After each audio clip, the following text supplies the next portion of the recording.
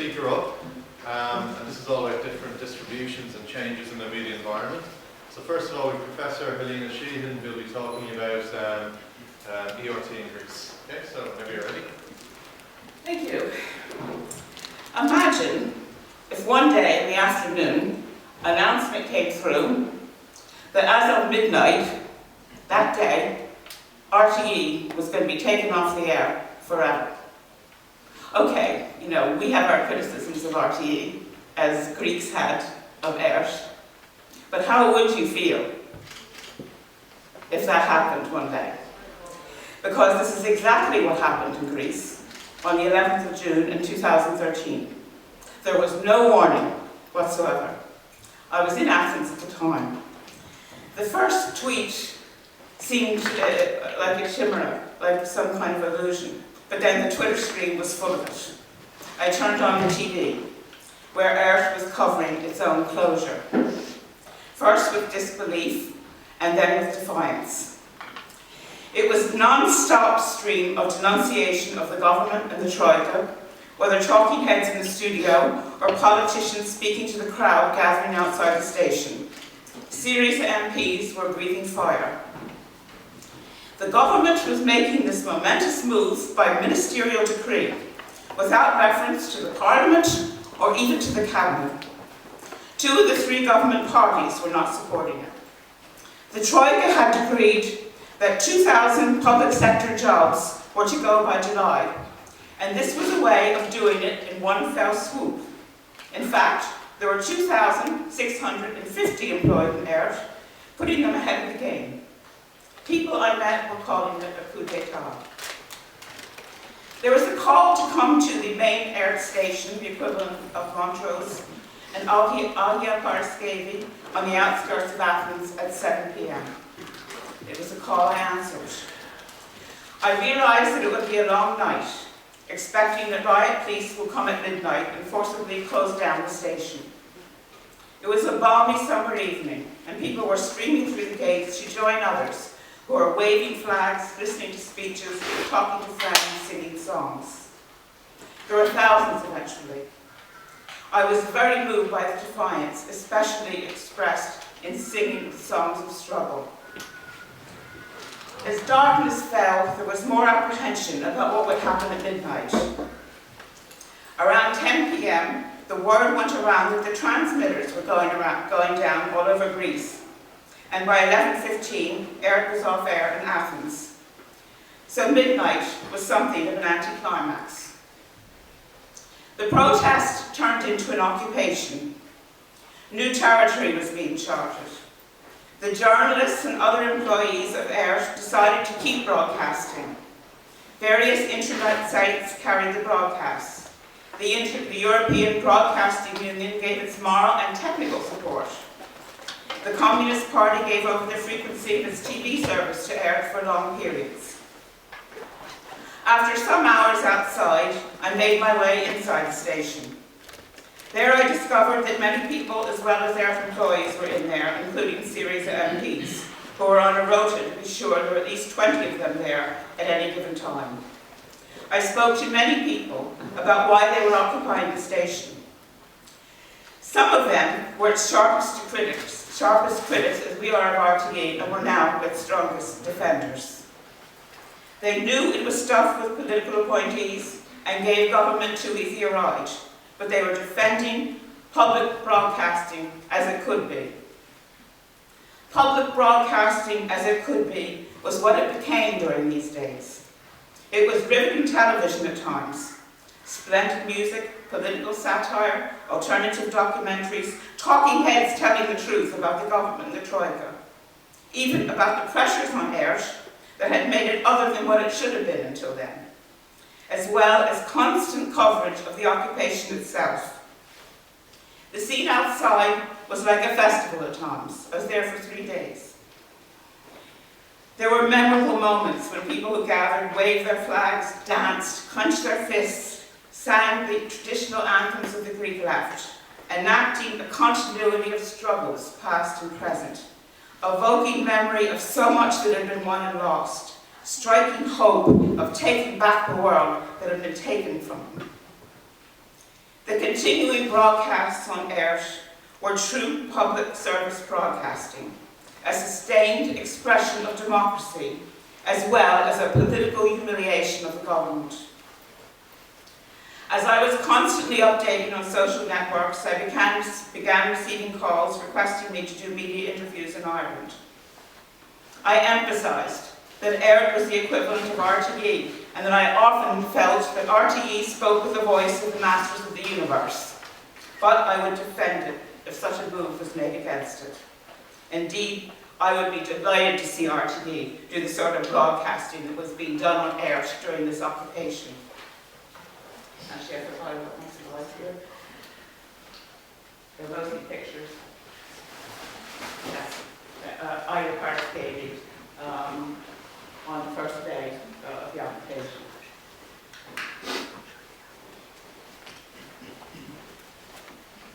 Some journalists in Ireland organised a solidarity demonstration at the Greek embassy in Dublin.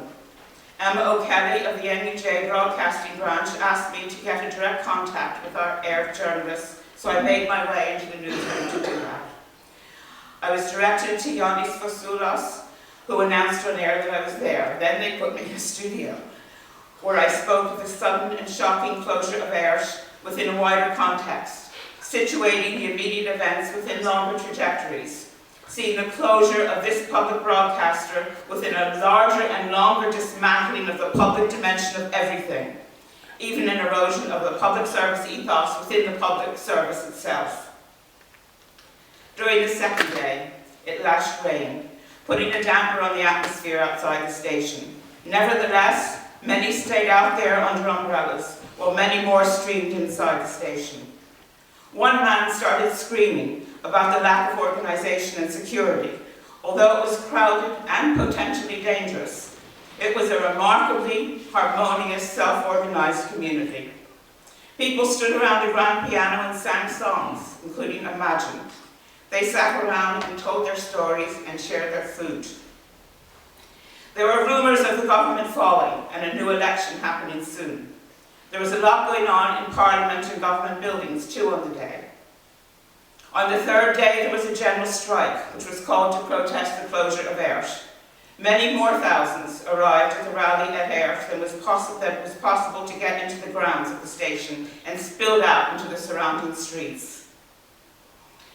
With so much happening in Athens, I was tempted to cancel my plans for a weekend trip to Evia. However, I had arranged to visit friends I hadn't seen in many years, and moreover, I thought it might be a good idea to see how it looked from outside Athens. So on Sunday night in Evia, we attended a series of rally in Halkidiki, the town where Aristotle died. It was alive with people chatting in the cafes and walking along the promenade by the sea. On the main square, series that was showing AIRT on a big screen as a protest against its closure. Much of the broadcast was a concert taking place in Siapera every night in the whole summer following the start of the occupation. There was a concert on the grounds that was then broadcast on AIRT, and even after I came back, I watched it on television every night. The next night, I attended a series of rallies in St. Agnes Square.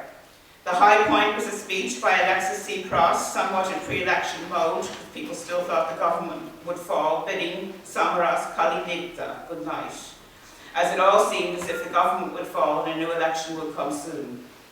That night, the news came that a higher court ruling had ordered that AIRT transmissions be restored, pending restructuring, an order that the government did not implement. Over the course of the crisis, it has been remarkable to see how this crisis, which has made laws, how a certain class, which had made the laws and dominated the institutions, had blatantly defied them and gone for naked authoritarianism when even their own courts and their own laws went against them.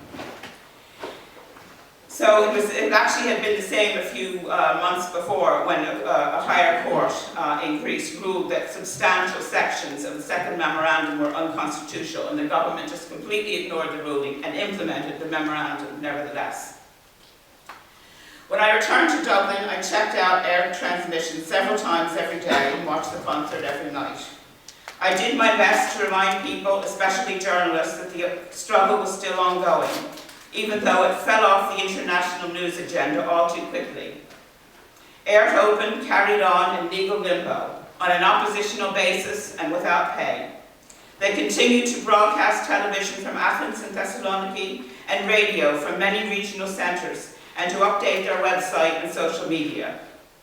These broadcasts were a sustained democratic expression and political humiliation of the government of Greece and the Troika. The prospect of an election receded, however, because PASOK would put up with anything to stay in power. Meanwhile, the government did not fall, but was reformed after DMAR, the third party in the government, left. A number of politicians who failed to be elected became ministers. A channel called DT appeared to hold the place of Airt until one called Merit was launched. It ran old dramas and documentaries. One filmmaker announced that he would sue for bringing his work into disrepute on this despicable channel. Airt workers were offered the prospect of short contracts at reduced wages, which they rejected. Airt carried on broadcasting.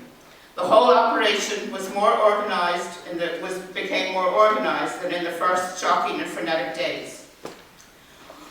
Whatever happened next, it would go down in history as a formidable example of workers' control of the means of production and true public broadcasting with broad democratic participation. On the 19th of August, I was sorry to learn that the EBU was deserting Airt and supporting the government's replacement service. In late August, I went to Airt in Zakynthos, one of the local radio stations, where I was also on air. It was interesting to see in the newsroom where I was interviewed, there are all these coloured panels and posters, but there are also cot beds because people, and this was true in Siapera as well, people slept there all night long on a rota, guarding the archives, making sure that somebody was there when the riot police came. And I did that in Airt in Zakynthos the following year as well.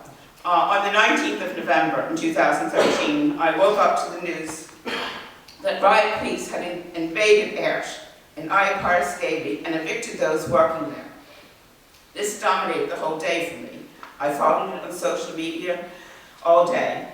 They continued to broadcast outside the gates.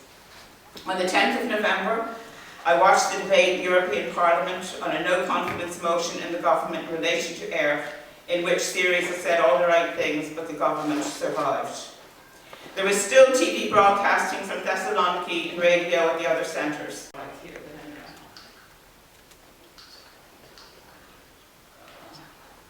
That was the day they broadcast outside the gates. So on the 25th of January 2015, there was finally a general election and Syriza won. They announced they would keep their election promise and to reconstitute Airt. Legislation would be introduced and workers would be rehired. However, it did not go as many Airt workers and Syriza voters hoped. One early disappointment was the appointment of a CEO who was seen to be as representing the old Airt and not the transformation of Airt after 2013. The government minister in charge was Nikos Pappas on the right of Syriza and distrusted by the left. Airt came back on air on the 11th of June, 2 years to the day that it was shut down. However, Airt was not reconstituted in the way that Syriza had promised. Airt Open had developed detailed proposals for the new Airt.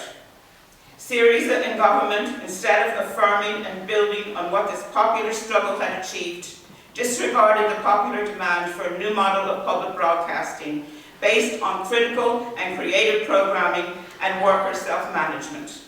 Instead, they reinstated the old order and hierarchical management.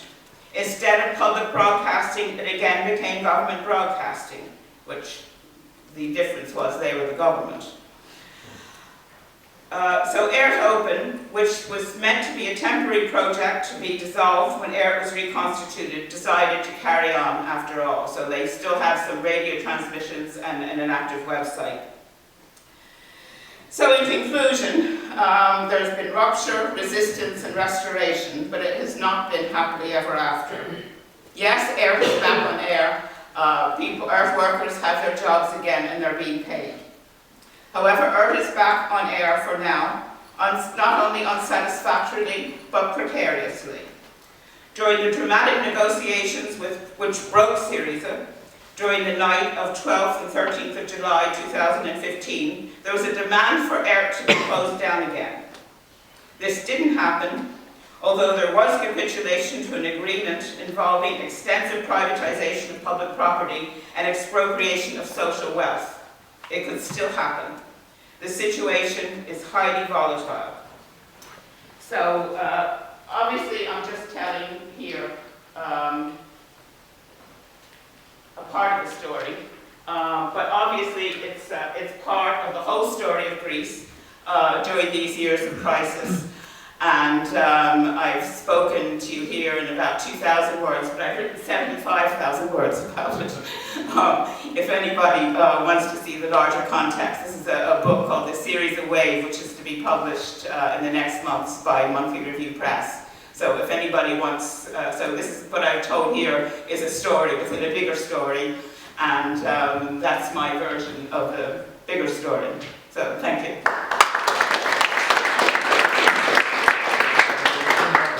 Exactly 15 minutes. That's wonderful, wonderful. Eugenia, Siapera, can you go next? And then Todd. Yes. Well, unfortunately, my presentation is nowhere as coherent as what Helena has told us, because at least in Helena's case, there's still an ongoing, actually still an ongoing story, but it was it had a clear narrative, whereas what I'm presenting now is something that we're not really sure how it's going to evolve. So basically, I just want to start with something with a series of developments that I don't know if you have noticed, but they have been going on for the last year or so, since, let's say, last spring or so. So this guy here, his name is Peter Hamby, and his job used to be a senior political editor for CNN, and he got appointed as the head of media for Snapchat. Okay, I don't know how many of you know Snapchat or use it, but all the millennials are using it. Secondly, Mark Little, I'm sure you recognize him. He's a very well-known former journalist. He was the head of Storyful until Storyful became corporate. He was appointed as the vice president for media for Europe and Africa for Twitter. And thirdly, Ona Kerr, this is a recent appointment. Ona Kerr was the managing editor of Storyful, and she was appointed as the, what's the title exactly? Facebook's journalism, head of Facebook's journalism partnerships. All these kinds of job descriptions are very vague, but basically it shows how much investment is starting to go into journalism from on behalf of social media corporations. So this is one side of the story. All these appointments have been going on in the last few months or so. Apart from this, we have another development that has been very significant. Instant articles. What are instant articles? It's a new service offered by Facebook whereby you don't really need to have your own website. You publish directly on Facebook as a platform, and this is a mobile-friendly kind of way of publishing. So that means that people can download articles very quickly, and there are some other kinds of positive aspects here that attract users. For example, the movie, you can zoom in, zoom out, and so forth. Also this means that publishers obviously are not going to get eyeballs for their websites because everybody will be using Facebook as a platform. And we know that in terms of traffic, articles that are native to Facebook have more traffic, so people prefer them. So this is another development here.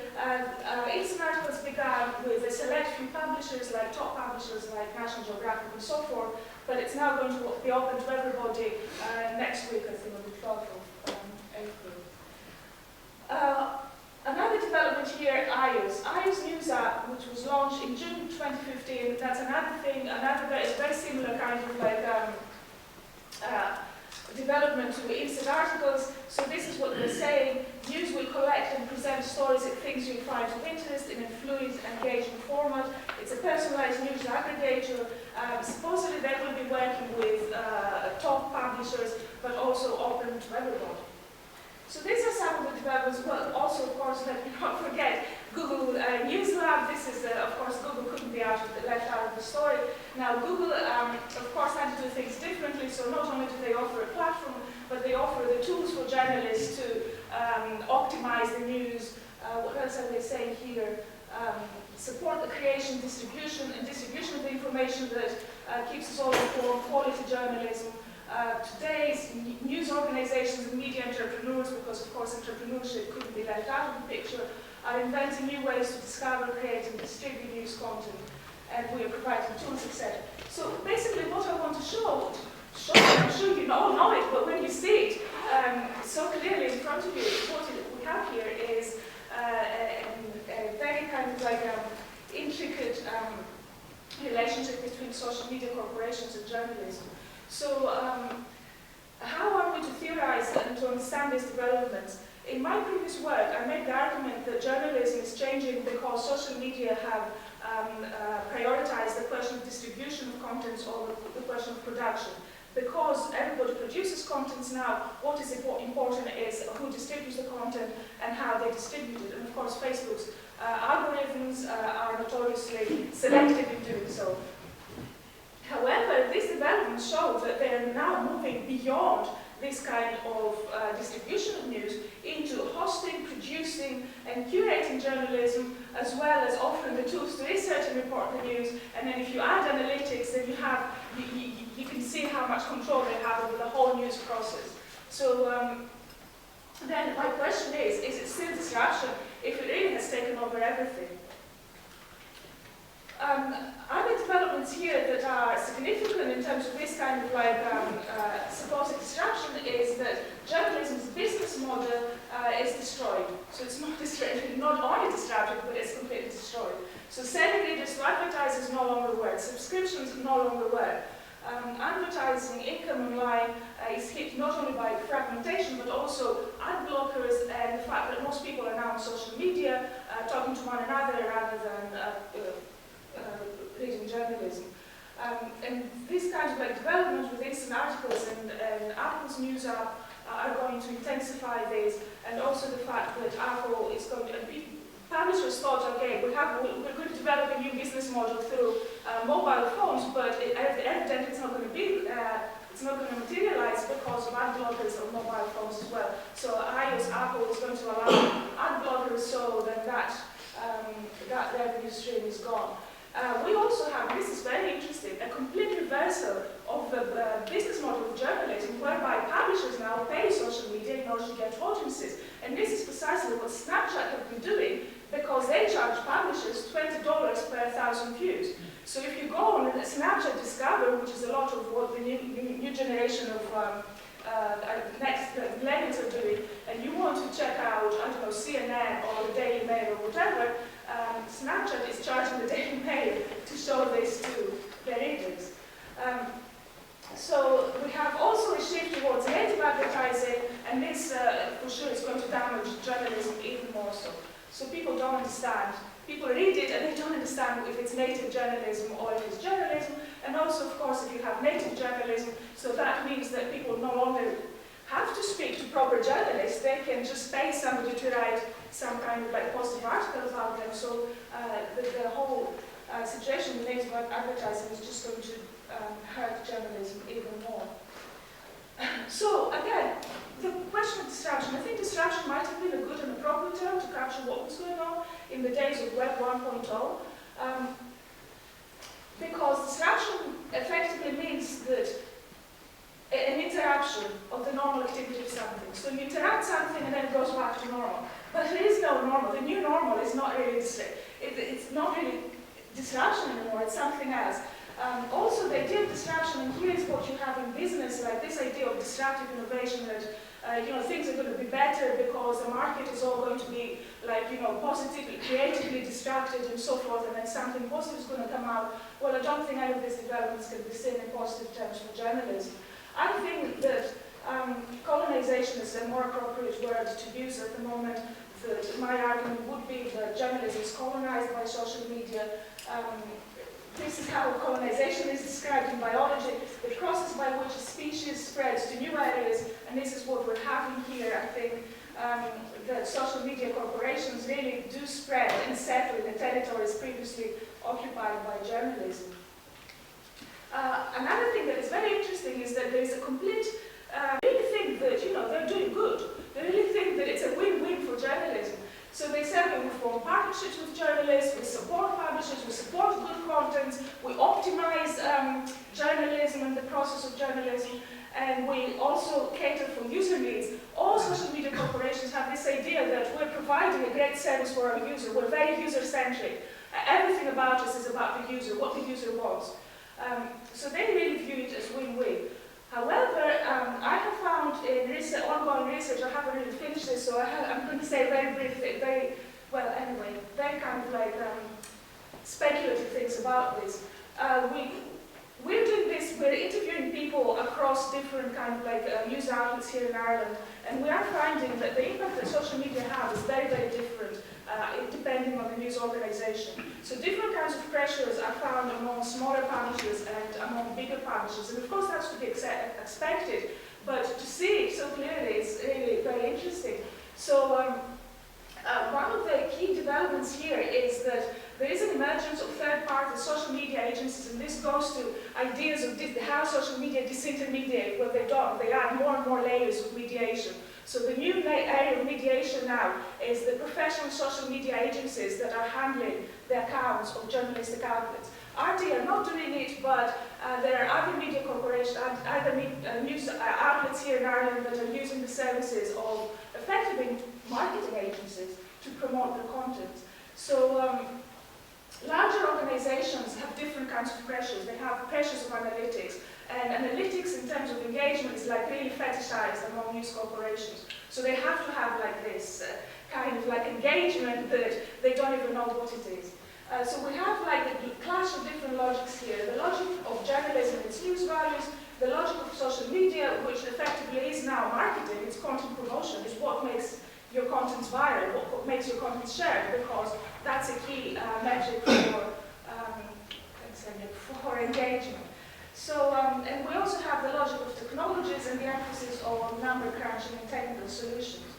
So, the point here is that journalism is validated through external means, either through shares or through other kinds of like metrics.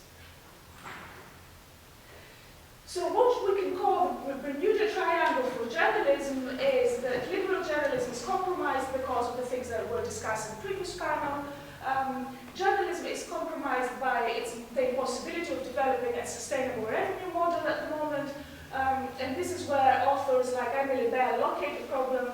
She wrote this article recently about how social media is swallowing everything. And this is very interesting because a few years ago, Emily Bell participated in a report called the Post-Industrial Journalism, where she was advising publishers to use more and more digital products. So finally, journalism is compromised by the demand to follow the social media marketing logics.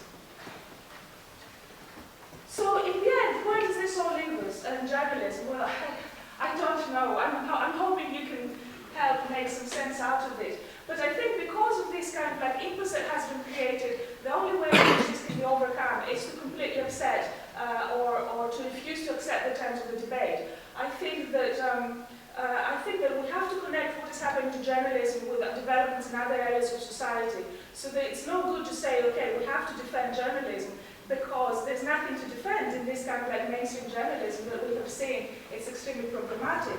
So what I would suggest would be perhaps better is to co-articulate what is happening to journalism as an industry, to what is happening in other industries, and formulate a more kind of like comprehensive way of addressing these issues.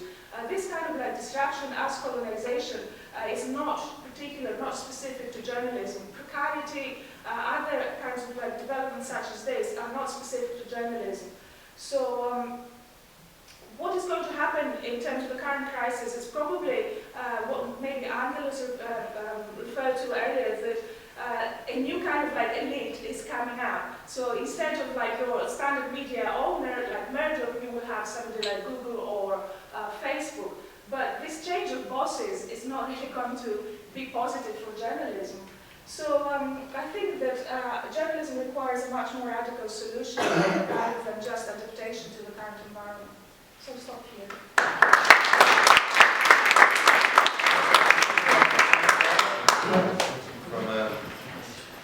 QL and now in the City of London.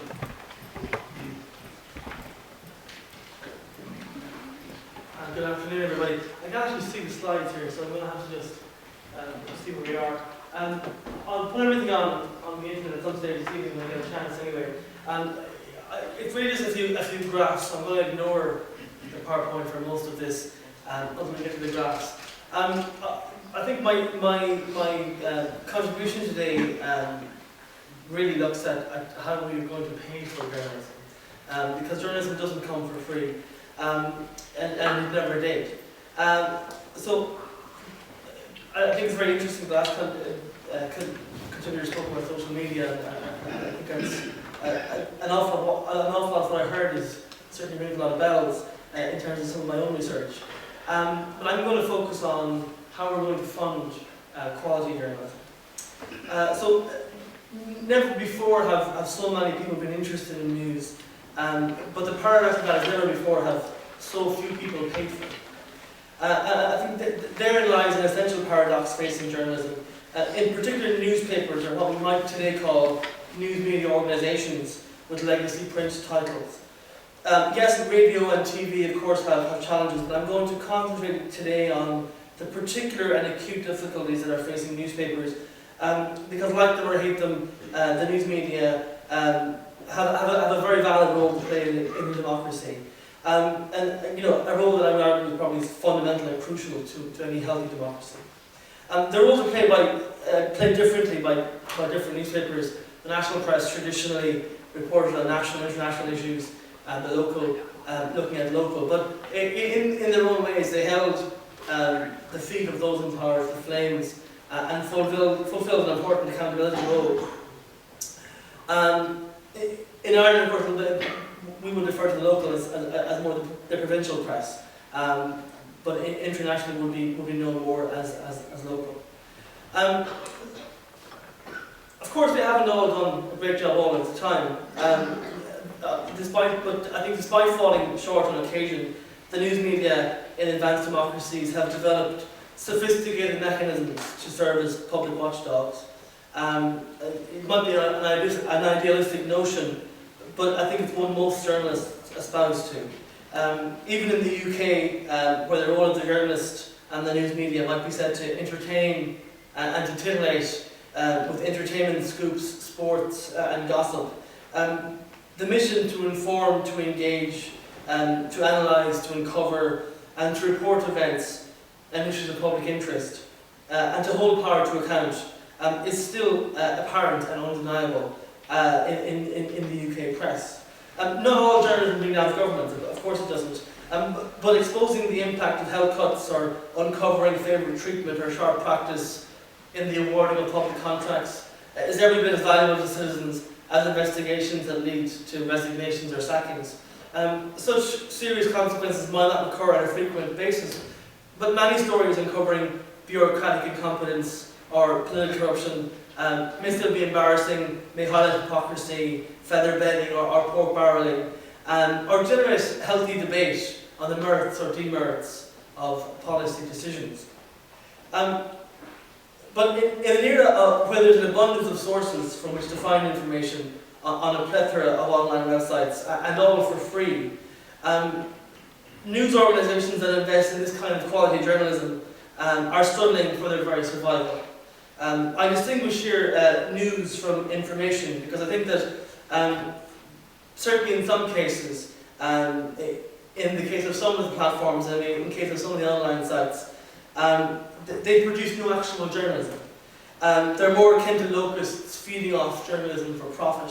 I'm quoting David Carr here, the former New York Times journalist, the late New York Times journalist who's passed away, labelled these sites as thieves or pickpockets. Yes, some have evolved to challenge newspapers, and that is to be welcomed. Sites such as BuzzFeed are investing heavily in investigative journalism, while in Ireland the Journal has grown into an important platform for alternative debate, for breaking news and for comment. I'm not here to defend newspapers, I'm here to defend journalism, regardless of the platform upon which it's produced. There was a time, and it's not so long ago, when newspaper owners may as well have been printing money. a combination of hefty advertising revenues and circulation growth. So huge profits flow into the coffers of owners and shareholders, not just in Ireland, but in the UK and in the US as well. But those days are long gone. The announcement that the UK's independent titles were to cease printing last month came not as a surprise. Many with an eye on the industry asked probably when rather than if it would happen. And I think the same would be asked probably of a couple of more newspapers in the next couple of years in the UK. Circulation of the Independent had dropped to about 60,000, and print advertising rates remained in long-term decline. The problem for newspapers and for journalism is not that news has suddenly become unfashionable, it's that making money out of news is proving increasingly difficult. The reason for the collapse in profits are simple. For more than 100 years, newspapers controlled the news and the advertising markets, but digital technology has changed everything. Staples such as classified advertising, property and cars went quickly online. Newspapers were too slow to react to classified sites such as Craigslist and Gumtree, and they lost the market. At the same time, titles have hemorrhaged circulation, and news, once a prized commodity, is now freely available on a diversity of sites. Legacy organisations initially gave everything away for free online. I would argue naively assuming that their brands were invincible and digital advertising would simply replace lost print. However, digital revenues have proved elusive. Online revenues are growing, but growing from a very low base. And they're certainly not, or haven't been up until now, replacing the loss in print, advertising or circulation revenues. Trust and verified news costs money, and there's no getting away from that. The hard truth is that journalism has, for some time, been in an existential crisis. Revenue to news organisations has fallen off a cliff in the last 2 decades, and up until recently, no clear business models have emerged to sustain news in the digital era. Since the mid-2000s, in the last 10 years or so, US and UK papers have lost close to 50% of their print circulation. Broadsheets have done better, or slightly worse, than tabloids, but there's really no good news in newsprint for anybody. There are some examples in India, in Germany and Holland, where print circulation has held up, but most titles are at best managing decline. Turning to the Irish case, in Ireland for a good part of the Celtic Tiger years, we thought that newspapers were bucking the trend. Profits were certainly extraordinary. But in real terms, circulation among the Irish titles remained flat for most of the 1990s and 2000s, until the House of Cards came crashing down in 2007 with the economic crisis. And if you were to compare circulation with population growth, titles were actually performing even worse. They were losing in real terms circulation. I have some graphs that I wanted to just run through pretty quickly, but I can't see them up close to them, so I'll move over here. This is daily newspaper circulation between 1998 and 2015 on that Sunday. You'll see they're all going down. That's the market, the total market for dailies, mornings, Sundays and evenings. Again, you'll see they're all going down. This is from 2008 to 2015, and I'll skip on to the important one here, which is kind of hard to see.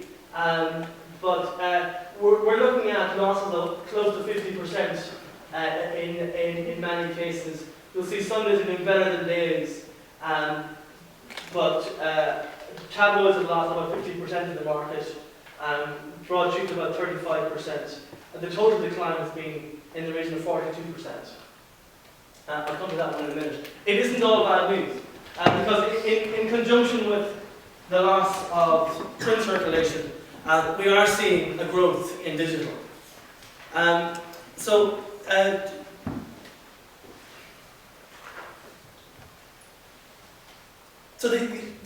There's been significant increases in digital circulation, certainly in the last couple of years. And digital revenues in Ireland are also increasing, albeit from a small base. Independent.ie has an audited 500,000 visitors a day now, give or take. The Irish Times has 7,500 digital subscribers, they're paying for that. And the Examiner claims 4 million monthly. I would ignore page impressions. Anyone who knows anything about the internet knows that page impressions are probably worthless in terms of talking about them, but those are the claimed numbers there. The business posted 600,000 paid subscribers. The journal.ie claims to have about 430 visitors every day, and RTE has an audited figure of 6.3 million visitors to its website. I think actually monthly rather than daily. And those are from either claimed figures by the titles or from the ABC, the Audit Bureau of Circulation. So it's not what you might think, all doom and gloom. There is still a voracious appetite among the public for quality, trusted and verified journalism. And we see that evidence in the UK and the US and elsewhere. If a news media company can offer the right package, be it free or for the right price, there is an audience that is interested, and I think those numbers show that. And for some at least, willing to pay for it. Paywalls, and they're certainly not for everybody, but they have been introduced by a number of companies in recent years. They have, in some cases, been a success. We look at the New York Times and the Washington Post, which have made somewhat of a success of paywalls. The Washington Post struggled for some years, but since 2013 has started to see revenues grow at their paywall. In the case of in the UK, a number of news organisations have paywalls.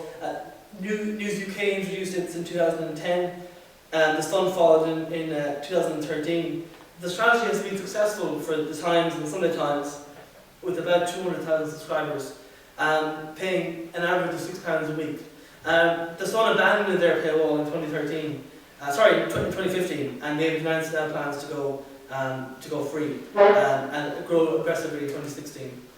Of all models, though, the FT remains probably one of the most successful.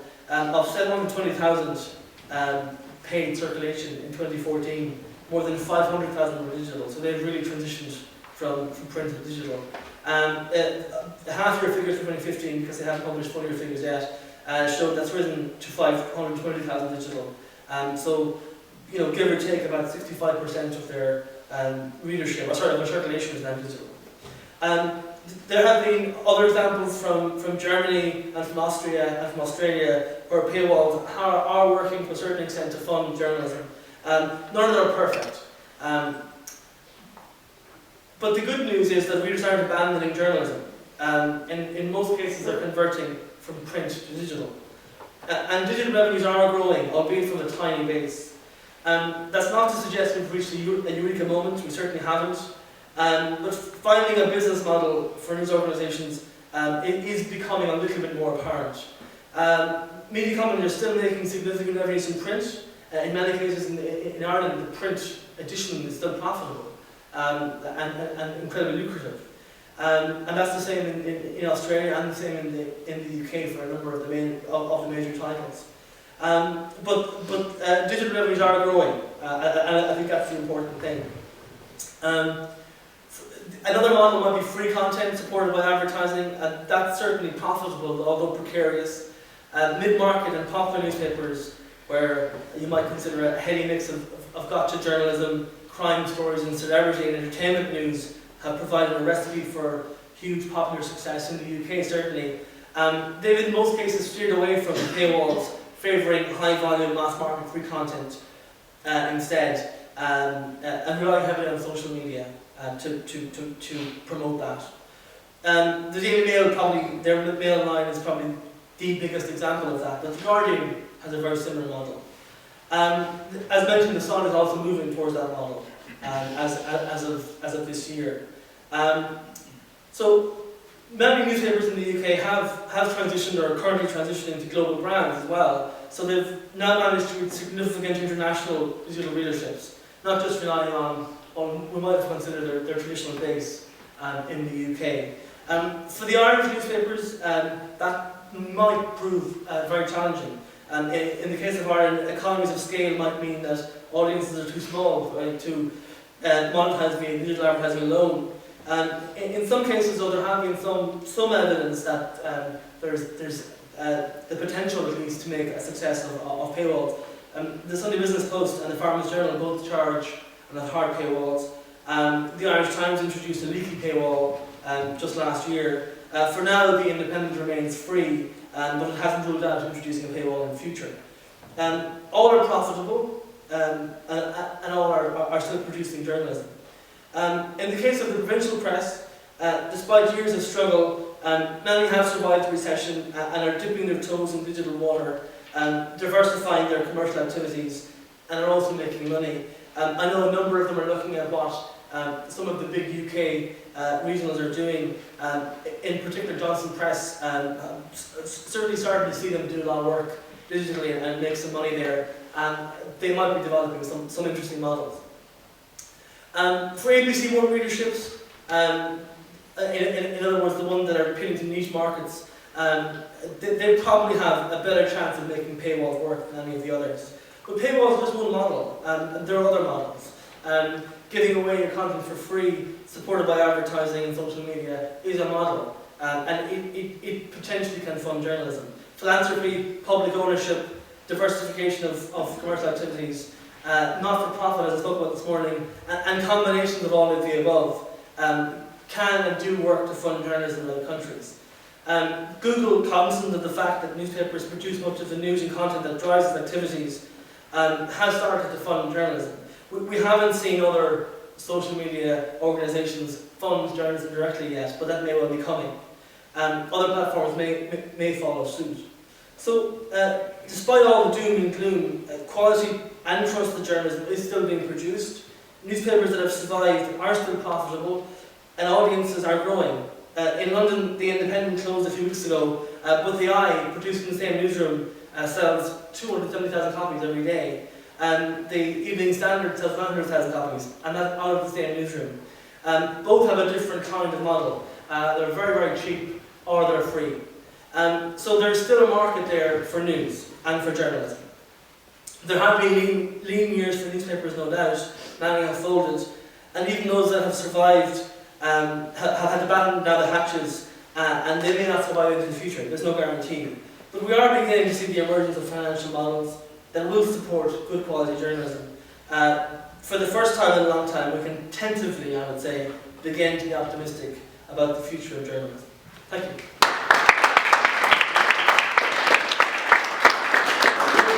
John O Sullivan from DCU.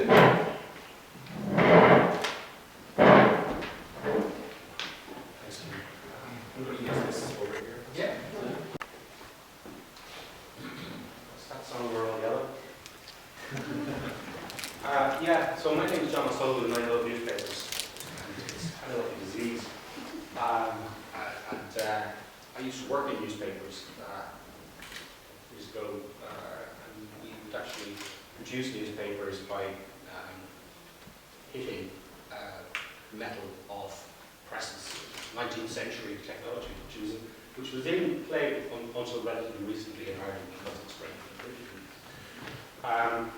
So I've seen all the disruption. Coming to this idea of disruption from the point of view of looking at it from in terms of technical disruption.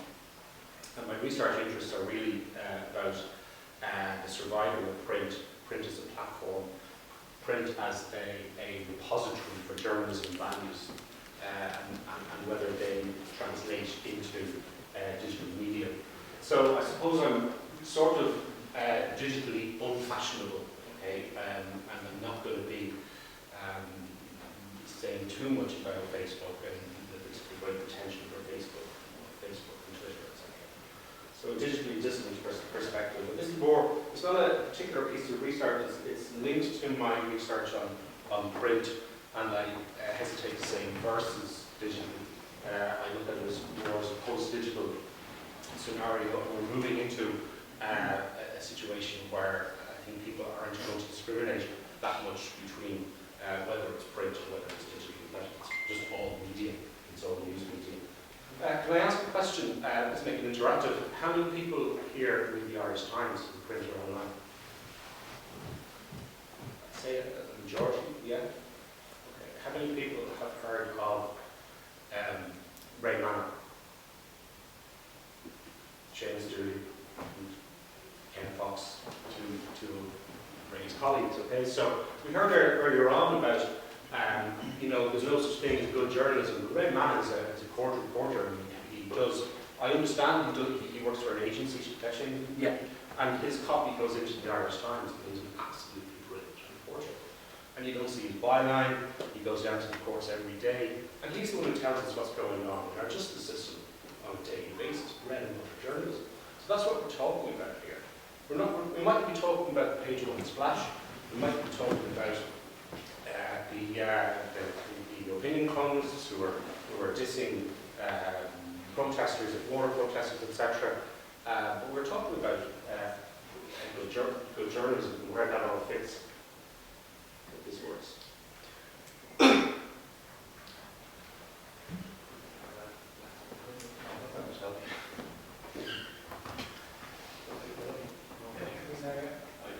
You do for you, okay? Say next. Tech. Okay, so we heard about Greece, and we've heard more recently about Turkey. And I'm going to just go through these very quickly because they're sort of peripheral to what I want to talk about. But this is what we talk about another time. We're talking about press freedom. Okay, so that's Turkey, and next. This is Ukraine from 2004. I don't know if you saw this shocking video of the Ukraine neo-fascists kicking the news director of the studio and forcing him to resign. It's quite a violent movie. Of course, this was in the context of the ousting of a corrupt head of state, and then we found out that the current head of state is corrupt through the Panama Papers, etc. Okay, so next. And then we saw a reporter being assaulted by Donald Trump's campaign manager in the USA. And we've heard plenty of mention of the Defamation Act today and the chilling effect of the legal framework here. We don't need to talk about that much more. These are all very, I think, clear-cut offences to free speech and journalism. We kind of all agree on those. We don't really have to argue about them, I think. I think what we do need to argue about is the quality of journalism, where journalism is going. And as a journalism educator, I have an interest in that as well. So this is a book from about maybe 6 years ago by Robert Kuczewski and Victor Precarity, and it's about the internet and the market, and it's got a really sophisticated and deep analysis of what's happening with the news and the internet. And it's called, you've probably heard of it, "Will the last reporter please turn out the lights?" The collapse of journalism, what will be done to fix it? And I have to stand in the class of first-year journalists and discuss this with people who are aspiring to work in the industry. It's in that user or whatever. Okay, so it's the internet, and what they're basically saying in this book, which is a very detailed analysis of the collapse of US news, is that it's not just the internet, it's the market. Okay, and it may be the interaction of the two, but it's not just the technology. And a lot of this stuff about innovation and change and learning new skills and being at the digital forefront is coming from outside journalism, outside media, and it's about industry generally, it's about society generally, and it's coming from this seminal book by a guy called Clayton Christensen in the early 90s, The Innovator's Dilemma, and it's still in print, and it's being updated.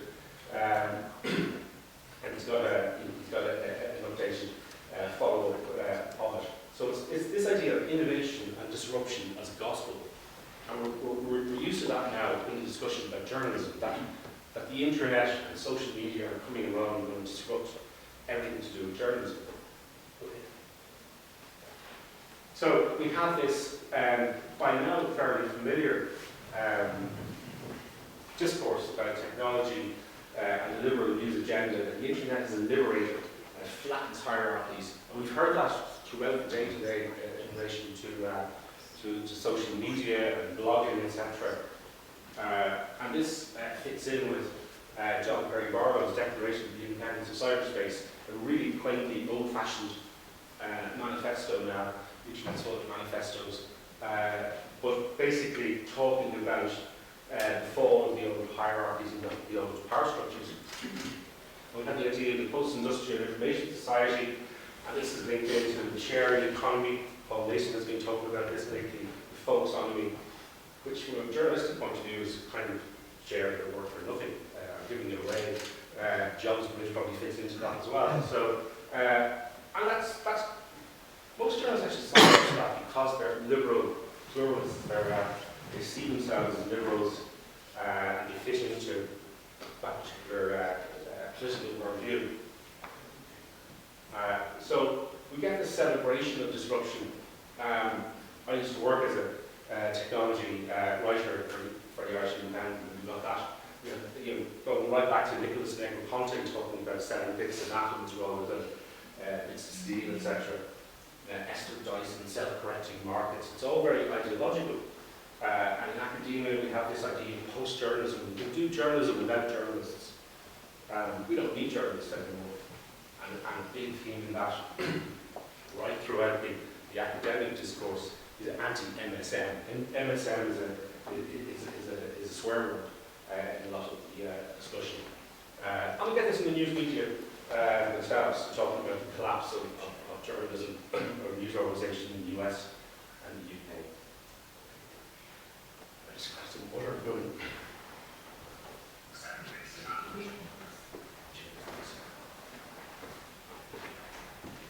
So, if we think about what has the internet done for us, and we have this idea of creative destruction, and it's brought us multimedia, people are talking about virtual reality, it's brought us timeless convenience, interactivity, transparency, different story formats, social media, citizen journalism, activist journalism, leaptivism, the latest term, and it's brought us news customization. At the centre of this idea, news is a conversation. It's not a lecture. It's no longer one to many or few to many.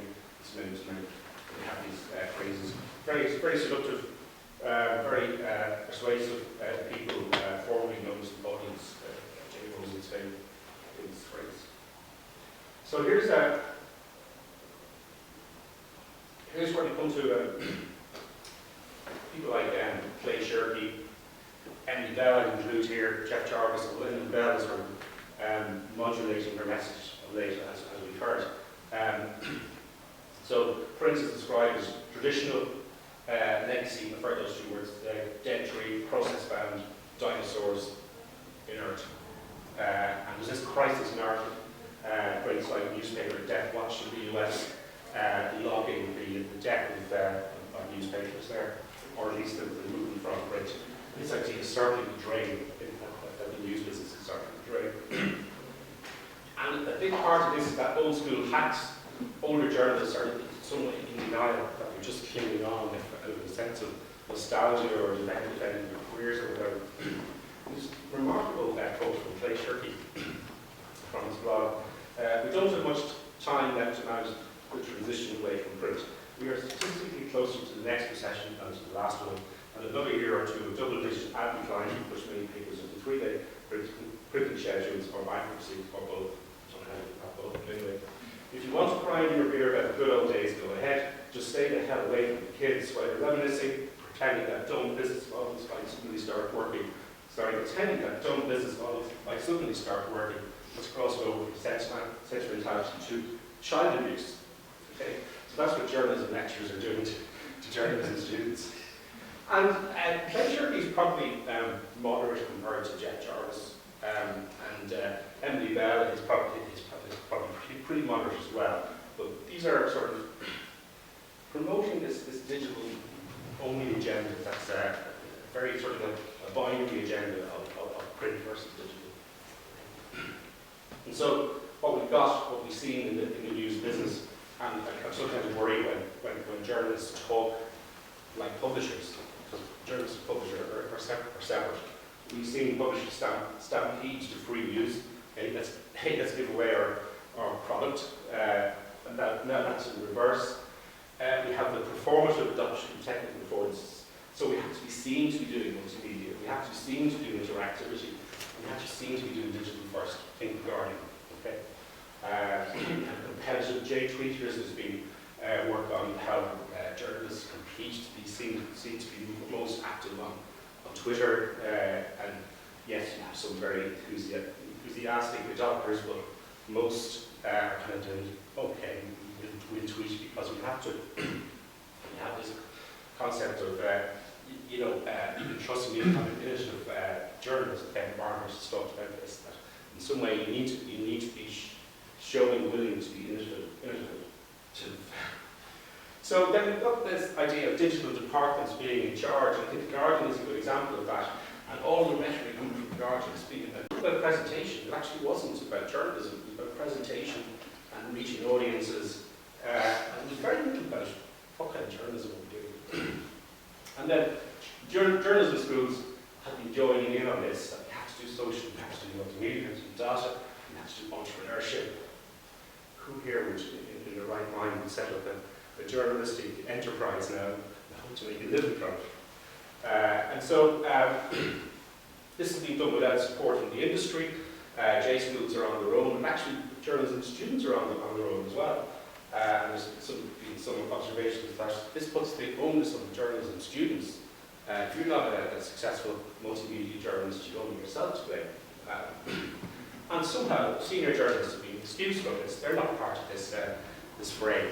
And I think if you just try and think of the top 15 or 20 journalists in Ireland, how many of those are multimedia journalists? How many of those are doing all this social media stuff? So, how are we doing time? 4 minutes left, 3 minutes. Maybe I might skip one or two. So this is just essentially a historical discourse that suits the strategic positioning of the present.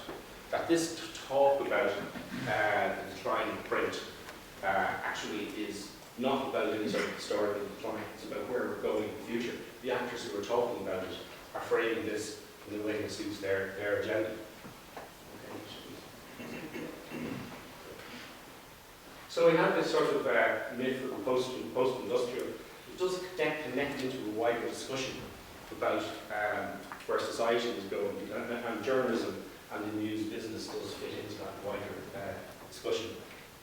I think in Ireland we have a skewed perspective because of direct foreign investment, and if we look, we can critique how that actually breaks down in terms of technology. Most of the jobs are in sales and marketing, and we have this awful phenomenon now called inbound marketing, which is essentially social media marketing, producing content, commercial content, in opposition in the information ecology to quote proper journalism. And we have the erosion of labour rights, zero-hour contracts, portfolio careers, all of that. And then we have, again, just skipping along, we have this idea from Wired, it's time to copy China, okay? It's time to copy authoritarian capitalism. So we've gone from flattening our hierarchies to actually wanting to be told what to do by the party or whoever is there. So Angela Nagle, by the way, is very good on this new economy chapter in a recent book. ex-DCU, I think, she's now in the Nuth. She's here. Oh, is she here? Where? She's presenting. She was presenting the politics session. Yeah, I thought she was actually. No, she wasn't. So yeah, so she has a fantastic take on that. I would highly recommend it. It's not about journalism, but it's about the new economy. We see how if we think about how journalism fits into that shtick, if you like. Okay, so let's hop along. So this post-industrial journalism, this wonderful sort of journalism, can we look at that and say, well, maybe it's something very old-fashioned, maybe it's just the market, it's the naked market. And we've heard mentions before, we've got clickbait. The most successful online newspaper in the world is the Daily Mail, with Siapera and Sheenan. We have Independent Online, we have Huffington Post, which mixes serious journalism and entertainment stuff. We have people with audience metrics in their newsrooms, displays, and content farms. And we have, Eugenia mentioned the rise of native advertising, this really cute cookie term, which is essentially lying. It's lying and pretending to be journalism when it's not. I really can't play this clip, but this is from a BBC4 analysis on the economics of news, and here you have the chief executive of BuzzFeed Europe talking about how they inserted native advertising into their content. And it's shameless. It's a triumph from our point of view. And so we have also journalists working with stories, which we've heard about today, and not so much we have to news workers producing content. Okay, journalists become news workers, and they're doing curation and more funky terms, gate watching, and essentially sitting at desks processing information that we told you. I think I wish, but just before I do, I think where I'm going with this is that we need to think about journalism in the market, and maybe the market isn't the answer.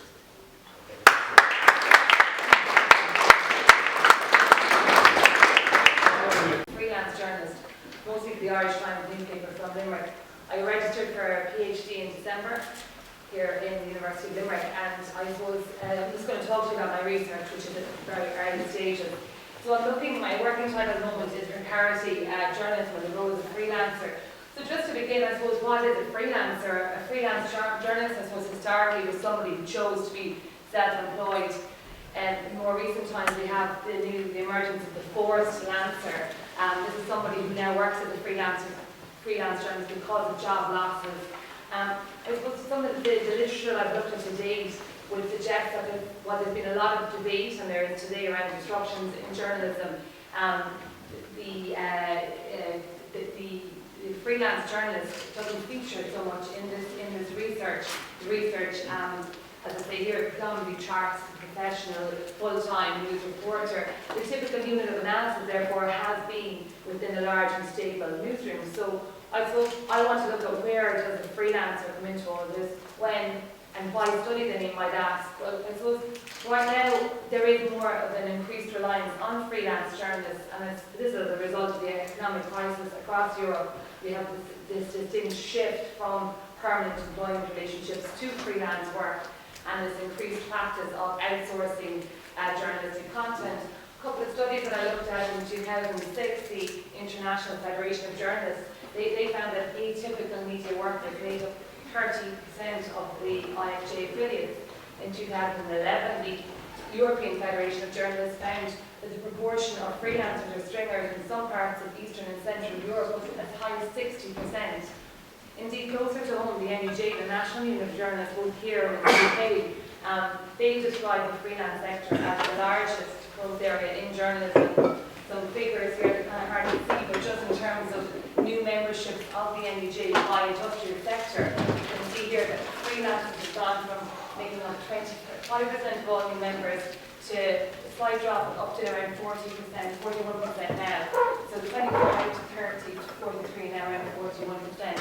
So there's a significant number of the workforce, so of the people who are providing the journalistic content. So this is why I think it's important that we look at this element of the workforce. There has been some research I've looked at, come across in the course of my literature review so far. In Canada, there was a look at the declining rates of pay. You can see here Sweden, exploitation, freelancers and flexible workforce has been looked at. Germany, went on, we looked at all the recent literature, and he reckoned that Joyce, perhaps mispronouncing, apologies, was one of the few researchers who actually acknowledged that news work has become more uncertain and stressful and indeed market-driven. The EFJ, as I mentioned earlier, they looked at freelance journalists working in 18 countries, but Ireland wasn't one of these countries. And so far, and I'm open to correction, but I haven't come across any study in Ireland yet of freelance journalists and in terms of how they're contributing to the business of news. This is why I suppose I'm looking at Ireland. I'm also, I suppose we heard a lot about it this morning, I'm sure we will in the next debate, the issues in Ireland around ownership and lack of media diversity. We've heard figures earlier, just recapping them there about INN in terms of the amount of newspaper titles owned by the INN group. Some of the researchers I've looked at have argued that flawed media content is systematic of ownership. So I suppose if a full-time journalist is facing this, or a staffer, what does this mean for the freelance journalist? Am I, as a freelance journalist, conscious of who owns the paper that I'm supplying copy to? Am I thinking about that when I'm writing my stories and the types of stories that I'm going to send to certain publications? So, in my experience as a journalist, I suppose, for the past 15 years, which is going to influence my research in a large way, but how has the business changed, and how has ownership in Ireland and the lack of media diversity affected the type of work I do? I've seen, again, because of ownership, the merging of operations in the likes of the INN group, where at a time when I started off, you'd have different journalists from each paper working. So a journalist in the Herald might work on the same story as the journalist in the Indo, but now the journalist is working on the same story. Equally, a freelancer, if I'm working on a story today, and they take my copy from the morning, they'll continue with me for the day, whereas before they might have taken copy from a number of freelancers. So budgets have been cut, so it's affecting how they're employing freelancers. Scans of time, okay. So just some of the issues that my research hopes to address. So when we talk about freelancers, I suppose, how free is a freelancer anymore? This whole idea of agency, and it's one of the reasons I suppose why people chose to be freelancers self-employed before, because of this element of autonomy and agency. But really, is that really possible anymore when there are such structural constraints? Do journalists in general identify themselves more with the profession or the company that employs them? And again, how do freelancers feel about this? How do freelancers manage this role when there's a need to make a living? And and that's very much on people's mind when you are working and trying to keep family and people going. Just different concepts, I suppose, as well out there in terms of when people are starting out, and I'm conscious of that when I'm here teaching in UL, people ask my advice about starting out as a freelancer. Should you expect payment? Of course, everybody should be paid for the work they do, but there are some companies out there, I suppose, saying to people, well, look, exposure should be payment enough. There's an interesting quote of the last NUJ ATM: for he who works for exposure shall die of exposure, there being no cash for filter or heating. So, it would be a good one to throw back at somebody who's trying to say, oh, the exposure will do you good here.